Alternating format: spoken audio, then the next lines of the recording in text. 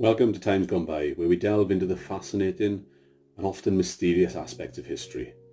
I'm your host, Alex Britton, and today we're exploring the intriguing world of witchcraft in early American settler communities, with a special focus on the infamous Salem witch trials.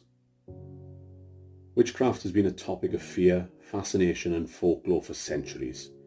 In the early American settler communities, the belief in witchcraft was deeply rooted in the cultural and religious fabrics of society.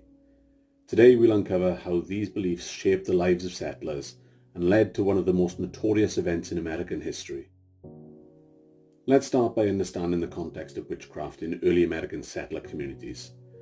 The settlers brought with them a mix of European traditions, superstitions, and religious beliefs. Many of these beliefs were influenced by the puritanical view that the devil was actively working to corrupt and destroy the godly community. In these communities, any unexplained illness, crop failure, or misfortune could be attributed to witchcraft. The fear of witches was not just a superstition, but a genuine concern that could lead to severe consequences for those accused. The Salem witch trials took place in 1692 in Salem, Massachusetts. This dark chapter in history began with a group of young girls in Salem village who claimed to be possessed by the devil and accused several local women of witchcraft.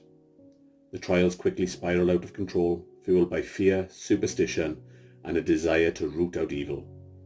Over the course of several months, more than 200 people were accused of witchcraft.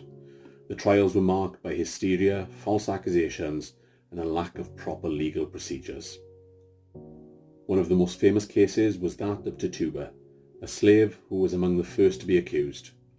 Under pressure, she confessed to practicing witchcraft and implicated others, which only intensified the panic. The trials led to the execution of 20 people, most of them women.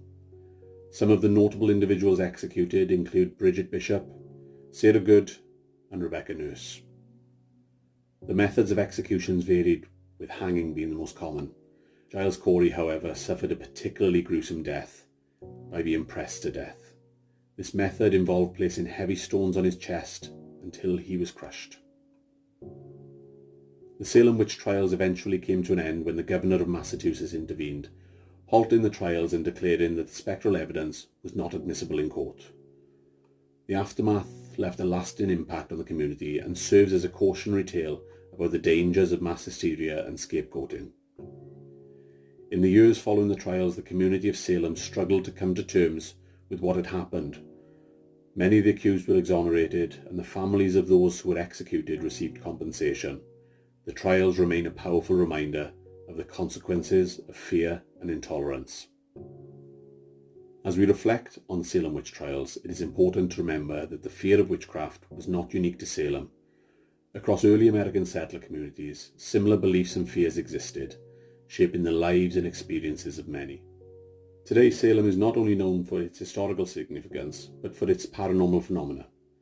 Visitors and paranormal investigators frequently report disturbances, spirit activity, and lingering energy in areas linked to the trials, such as the Salem Witch Museum, Old Burying Point Cemetery, and Proctor's Ledge, where many of the accused were hanged.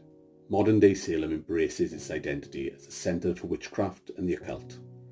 It's a hub for practicing witches, psychics, and spiritualists, and its mystical energy draws people from all over the world. Some believe this concentration of magical practices adds to the town's otherworldly feeling, feeding its reputation for strange and supernatural happenings. Now let us explore the influence of King James on witchcraft. King James VI of Scotland, who later became King James I of England, played a significant role in the history of witch hunting.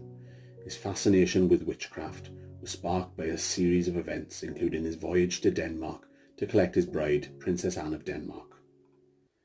During this voyage, dangerous storms prevented Anne's ship from reaching Scotland.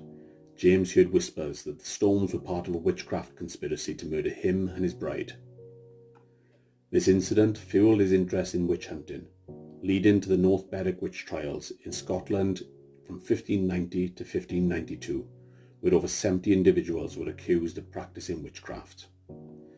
James took a vested interest in these trials, even witnessing the torture of accused witches to extract confessions. His involvement didn't stop there. In 1597, he published Demonology, which outlined his beliefs about witchcraft and provided guidelines for identifying and prosecuting witches. Demonology had a profound impact on the perception of witchcraft in England and Scotland, reinforcing the idea that witches were a real and dangerous threat. This influenced the legal and cultural approach to witchcraft for years to come, not only in England and Scotland, but across the pond with the new settlers at Salem. Thank you for joining us on this journey through the history of witchcraft in early American settler communities and the influence of King James on witch hunting. If you enjoyed this episode, please subscribe and leave a review. Until next time, stay curious and keep exploring the mysteries of history.